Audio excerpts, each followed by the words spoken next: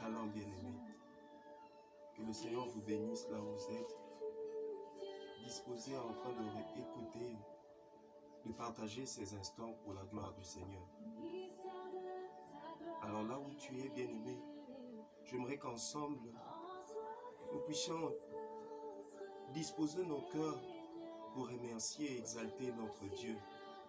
Un Dieu plein d'amour, plein de faveur et de grâce.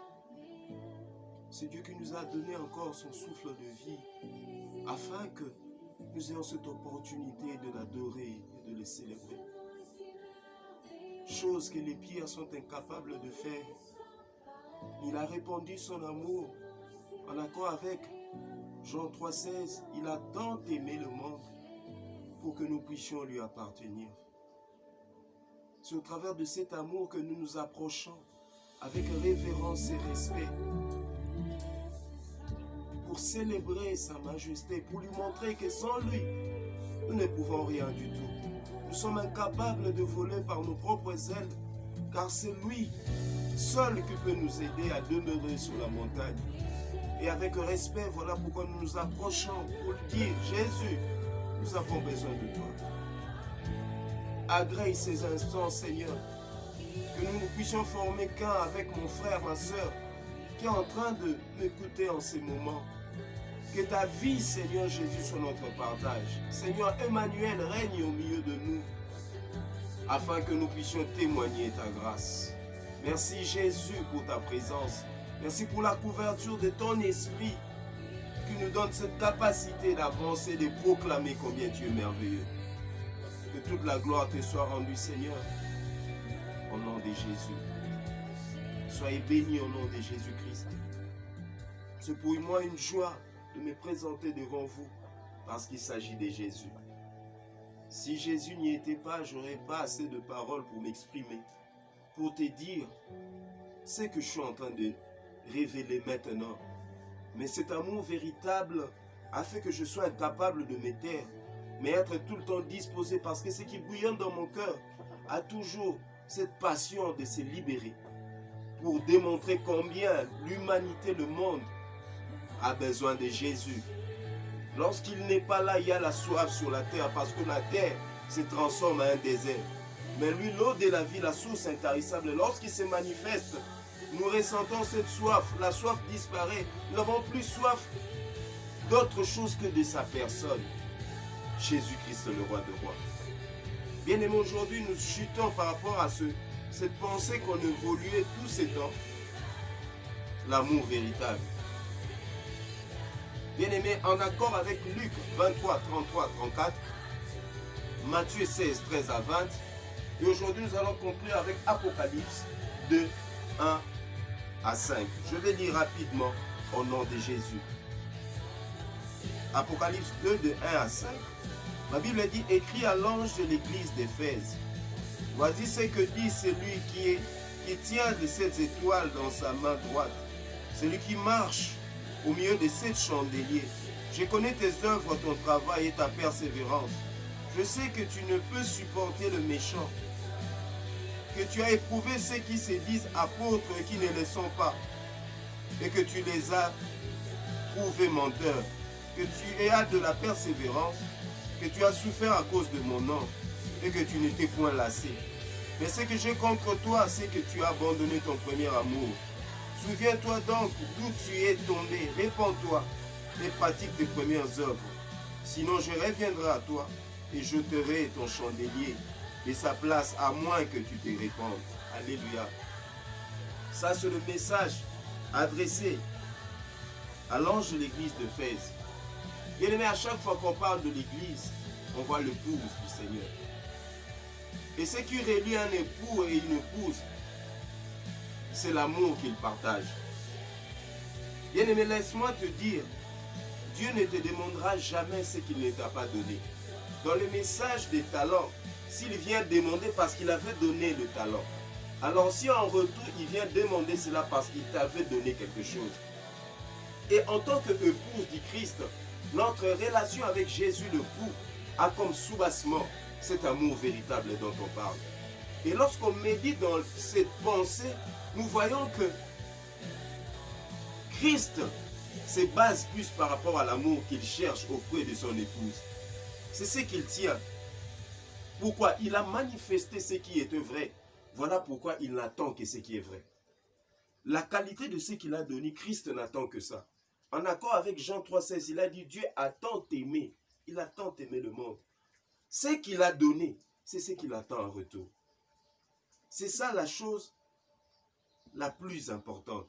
Alors, dans le livre d'Apocalypse, Apocalypse qui parle de la révélation, nous comprenons que tout doit avoir pour fondement l'amour. Bien-aimé, laisse-moi te dire, Dieu, en Jésus-Christ, a un seul objectif, restaurer cet amour qui a été détruit à Éden. Tout ce que Christ est venu faire, c'était pour restaurer cet amour qui a été détruit. Bien-aimé, si on enlève l'amour de la Bible n'a plus de sens.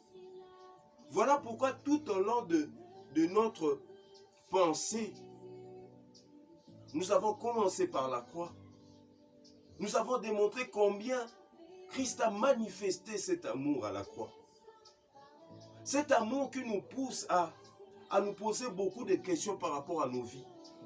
Cet amour qu'il a manifesté nous a poussé à chercher à connaître, au-delà de ce qu'il a fait, mais qui est Christ. Et nous avons compris que lorsque tu découvres la personne du Christ, tu arrives à te connaître pour un seul but. Alléluia. À demeurer avec lui. Tout ce que Jésus a fait, c'est seulement par amour. Tout. Et ce qu'il attend de nous, il veut aussi que nous l'aimons comme il nous a aimés. Bien-aimé, laisse-moi te dire une chose capitale. C'est difficile de vivre la vie chrétienne sans amour de Christ. Impossible. Alors il a manifesté parce qu'il sait une chose, le diable est sous la terre. La seule chose qui peut nous préserver du système de ce monde, du diable, c'est l'amour véritable en Christ. Parce que la Bible dit, dans les livres, dans les épîtres, que seul l'amour supporte tout. Seul l'amour peut tout. Bien-aimé, pour résister à la séduction de ce monde, il faut être un amoureux de Jésus-Christ. Parce que la séduction viendra pour te désorienter. Mais lorsqu'on aime une personne, on est prêt à supporter qu'importe le vent qui va souffler. Alors Christ a voulu donner ce qui est vital, ce qui est véritable, ce qui est éternel.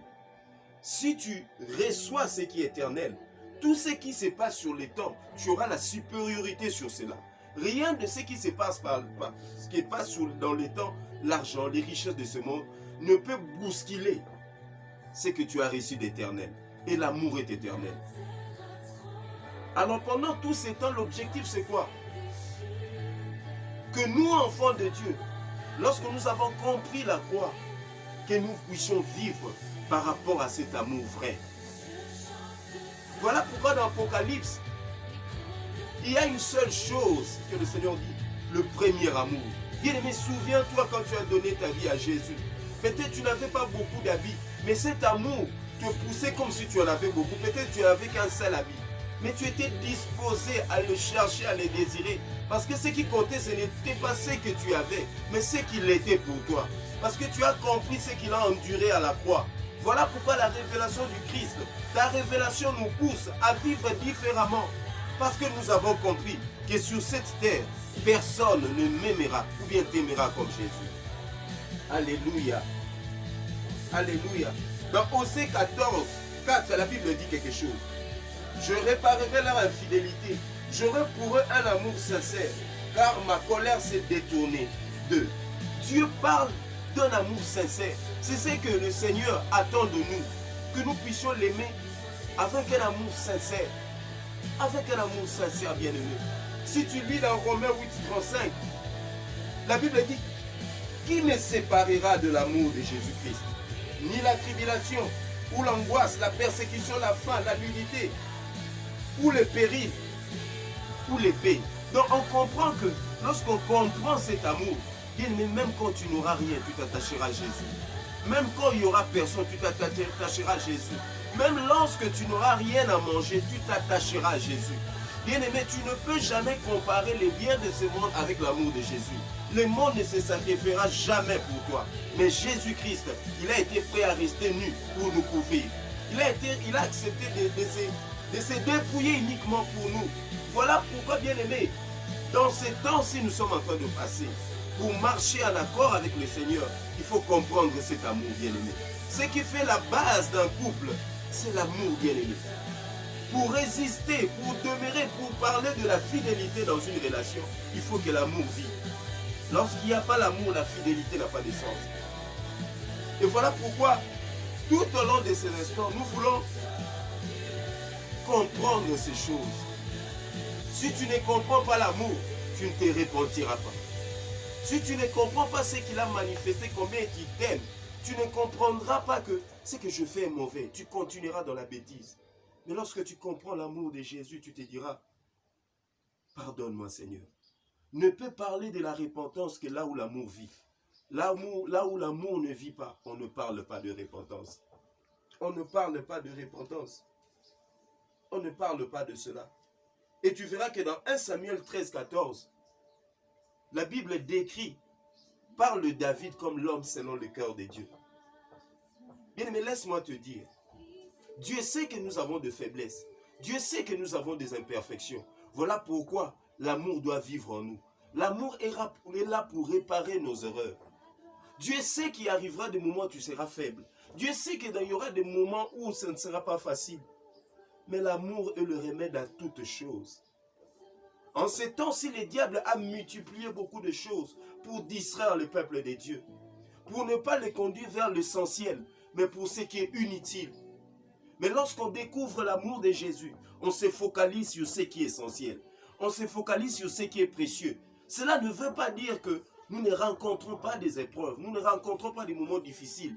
Mais l'amour, c'est la perfection, bien-aimé. Moi qui suis imparfait, lorsque je jouis de l'amour de Jésus, la perfection m'amène à vivre autrement. Lorsqu'il y a absence de l'amour, la lumière du monde ne brille plus. Bien-aimé, la lumière qui est en toi ne peut briller que lorsque l'amour de Jésus vit. Bien-aimé, dans Genèse 2, 24, la Bible dit quelque chose d'important. Elle dit, l'homme quittera son père et sa mère s'attachera à sa femme. Eux deux ne feront qu'un. Bien-aimé, laisse-moi te dire, il n'y a qu'une seule chose dans la Bible qui peut faire que deux personnes ne deviennent un, c'est l'amour. Bien-aimé, lorsque tu aimes Christ, tu es Christ, vous faites qu'une seule personne. Voilà pourquoi la Bible peut dire que ce n'est plus moi qui vis, mais c'est Christ qui vit en moi. Parce que lorsque tu aimes Christ, vous deux vous fusionnez, vous ne faites qu'une seule personne.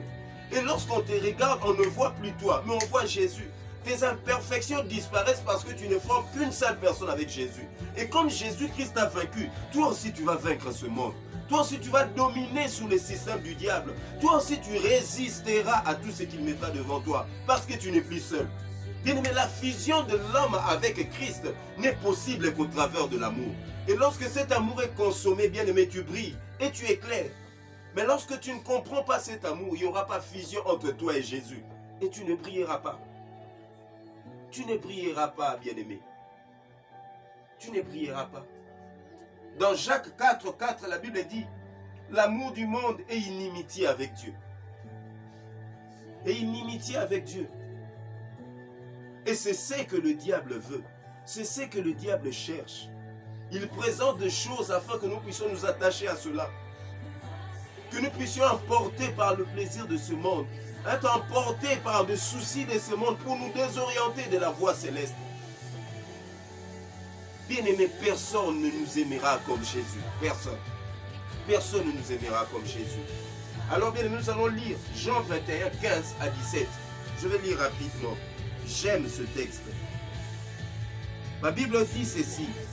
Jean 21, 15 à 17.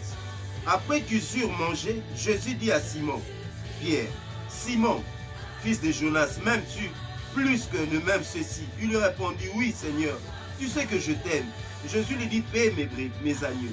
Il lui dit une deuxième fois, Simon, fils de Jonas, m'aimes-tu? Pierre lui répondit, oui Seigneur, tu sais que je t'aime. Jésus lui dit, paie mes brebis. Il lui dit pour la troisième fois, Simon, fils de Jonas, m'aimes-tu? Pierre fut attristé de ce qu'il avait dit. Pour la troisième fois, m'aimes-tu? Et il lui répondit, Seigneur, tu sais toutes choses, tu sais que je t'aime. Jésus lui dit, paie mes brebis. Bien aimé, nous voyons à 3 fois Jésus insister en Pierre s'il aimait. Nous voyons l'important. Pourquoi il sait que Pierre a eu la révélation de Jésus. Pierre se connaît, mais lorsque le moment difficile est arrivé, Pierre a régné Jésus. Ça nous arrive, nous avons connu cet amour. Mais à cause de vent, à cause de réalité, nous régnons notre maître. Bien-aimé, toi qui suis ces moments, si cela arrivait, je te dirais de te repentir, de demander pardon. De dire, Jésus, je me suis éloigné de toi. Jésus, je me suis détourné de toi à cause d'un bien matériel, à cause de ce qui n'est pas de toi. S'il te plaît, pardonne-moi, Jésus. Parce que tu m'as aimé, tu m'as aimé. Malgré cette erreur-là, Jésus est maintenant pour te dire qu'il t'aime, bien-aimé. Malgré ce gaffe, malgré ce que tu viens de commettre maintenant, malgré ce que tu viens de faire, bien-aimé, laisse-moi te dire que Jésus t'aime. Et il veut te dire une seule chose, est-ce que tu l'aimes? Parce qu'il est prêt, il est prêt. Il est prêt. Cet amour est accompagné par rapport à une vie, à une marche. Ta vie avec Jésus dépend de ton amour vis-à-vis de sa personne. Cet amour que tu as de lui influencera ta marche. Alléluia. Et Pierre était ému. Il a compris que non, il n'y a que lui qui peut parler ainsi. Il a regardé ce qu'il a fait pendant que Jésus était arrêté. Il a dit comment cette personne peut venir encore se rapprocher de moi et manifester son amour. Alors là où tu es, ne te condamne pas, mais je te prie de te lever et de rentrer à l'origine lorsque tu as donné ta vie à Jésus. Bien-aimé, tout de ce monde passera, mais l'amour de Jésus ne passera pas. Tout ce que tu as dans ta main disparaîtra, mais l'amour est éternel. Ne cours pas derrière le vent, parce que tu n'attraperas rien du tout. Mais l'amour de Jésus, c'est cette chose que le diable ne peut pas voler. Parce que s'il ose, lui-même sera converti. Lui-même ne restera plus le diable. Et il n'a pas besoin de ça. Alors pour chuter, nous allons lire dans 1 Jean 3, 16 à 19, rapidement. 1 Jean 3, 16 à 19, je lis au nom de Jésus. Nous avons connu l'amour en ce qu'il a donné sa vie pour nous. Nous aussi, nous devons donner notre vie pour les frères. Si quelqu'un possède le bien du monde et que voit son frère dans le besoin et lui ferme ses entrailles, comment l'amour de Dieu demeure-t-il en lui? Petits enfants, n'aimons pas en parole et avec la langue, mais en action et avec vérité. Par là, nous connaîtrons que nous sommes de la vérité et nous rassurerons nos cœurs devant lui. Alléluia. Lorsque nous jouissons en accord avec 1 Jean 3, 16 à 19, lorsque tu découvres cet amour, à chaque fois que tu verras une personne, tu ne verras plus un inconnu, mais tu verras Jésus à travers cette personne. Cet amour que nous découvrons, voilà pourquoi Christ dit à Pierre, paie mes brebis. Ces brebis-là, ce sont les âmes. Lorsque nous contemplons l'amour du Christ, nous ne la gardons pas pour nous-mêmes, non. Mais nous libérons cela tout auprès de nous. Au travers de ce que nous avons, au travers de ce que nous sommes. Voilà pourquoi en accord avec Actes 9, 36 à 40, on nous parle de Tabitha. Tabitha a compris l'amour de Jésus. Et cet amour, il a manifesté cela auprès de ceux qui n'avaient pas. Tabitha, lorsqu'il donnait aux veuves, il pouvait avoir cette image où Jésus était à la croix, il avait besoin d'eau. Il avait besoin de boire de l'eau, mais on l'a donné le vinaigre. Et à chaque fois, lorsqu'il a compris cet amour, son semblable, il voyait plus Christ. Il voyait Christ dans son prochain. Il voyait Christ à travers la personne qui était en lui, tout près de lui. C'est ça l'amour véritable.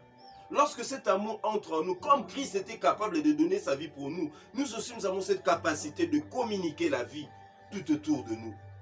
L'humanité est en train de mourir parce que l'amour est en train de disparaître. Nous tous, nous sommes centrés sur nous-mêmes. Mais si aujourd'hui nous avons eu cette possibilité de recevoir la bonne nouvelle de Jésus, c'est parce qu'il y avait des personnes qui se sont sacrifiées. Ils n'ont pas regardé eux-mêmes, non. Ils ont accepté la mort parce qu'ils nous voyaient nous. C'était à cause de cet amour véritable. Là où il n'y a pas amour, il n'y a pas sacrifice. Mais dans ce temps de la fin, bien-aimé, dans ce moment où la fin s'annonce, dans le moment où Christ vient enlever son église, bien-aimé, partageons cet amour. Voilà pourquoi nous sommes la lumière du monde. Afin que ceux qui sont dans l'obscurité, qui puissent recevoir cette lumière. L'amour nous montrera ce qui est essentiel et nous poussera à proclamer la vie de Jésus. Et je sais que qu'importe là où tu es, quel que soit ce que tu es en train de faire, quel que soit dans les choses où tu évolues, qui n'honorent pas Dieu, bien-aimé, je t'annonce aujourd'hui que Jésus-Christ t'aime. Et à cause de cet amour, je te prie de disposer ton cœur et te dire, Jésus, me voici.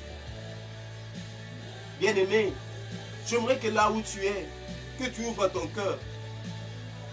Jésus t'aime, il veut que tu rentres dans ton premier amour.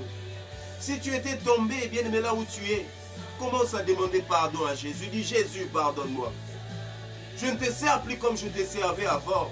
Je me suis éloigné de toi parce que je suis à la quête de la richesse de ce monde. Mais chose qui ne t'amènera nulle part. J'aimerais qu'une personne qui s'est éloignée, s'il peut verser ses larmes, il dit, Jésus, pardonne-moi. Personne ne m'aimera comme toi. Même ce que je suis en train de suivre n'apportera rien dans ma vie. Qu'importe de gagner tout de ce monde et perdre mon âme. Je sais que, Seigneur, tu viendras enlever ton église. Mais à cause de ton amour, Seigneur, je sais que je ne raterai pas ce moment. Et voilà pourquoi je te demande pardon, Seigneur. Parce que je t'aime. Pardonne-moi, Jésus, parce que je t'aime. Et je veux qu'ensemble, nous ne fassions qu'un. Et que cet amour puisse me pousser à proclamer ta parole à celui qui est dans les péchés, à pardonner, à partager ce que j'ai à celui qui n'a pas. Afin que le monde sache que tu nous as aimés. Afin que l'obscurité de ce monde soit chassée par la lumière de ton amour éternel. Merci Seigneur Jésus d'agréer un frère. Merci Seigneur pour ces instants, car tu es l'amour véritable. Merci Jésus pour tout. Que toute la gloire te soit rendue, Seigneur. Alléluia. Là où tu es bien-aimé, je sais que Jésus t'a écouté. Hosanna au siècle des siècles. Et gloire soit rendue à toi, Jésus. Toi qui nous as aimés d'un amour véritable. Soyez bénis, peuple de Dieu, dans le merveilleux nom de Jésus. Amen.